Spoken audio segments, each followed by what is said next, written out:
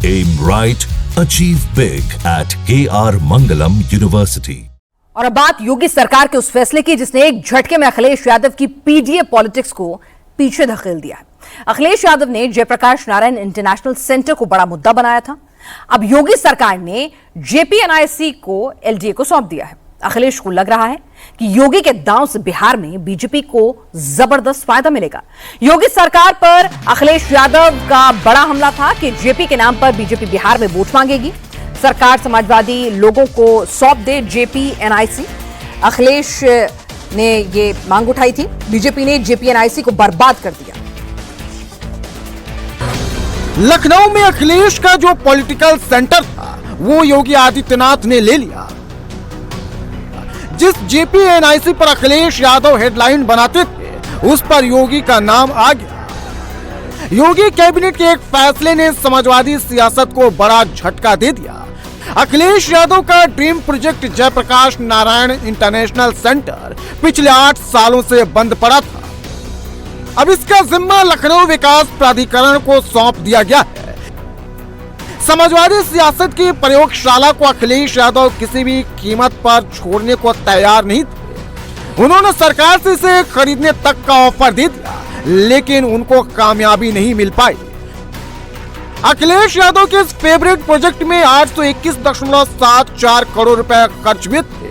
अब ये सारा कर्ज एलडीए को ट्रांसफर कर दिया गया है, जिसे उसे 30 साल में सरकार को लौटाना होगा। अब अखिलेश यादव सरकार की नीयत पर सवाल उठा रहे हैं।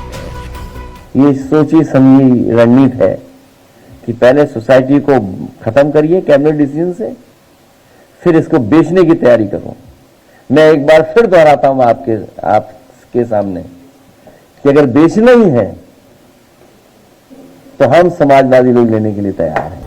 2027 विधानसभा चुनाव में अखिलेश यादव एक बार फिर से पीडीए वाले मुद्दे के साथ जाना चाहते हैं और इसके लिए जयप्रकाश नारायण से बड़ा नाम अखिलेश यादव को नहीं मिल सकता था, लेकिन योगी ने अखिलेश से ये मुद्दा भी छीन लिया। अखिलेश के लिए ये प्रोजेक्ट कितनी अहमियत रखता है आप 2023 की इन तस्वीरों से समझ सकते हैं।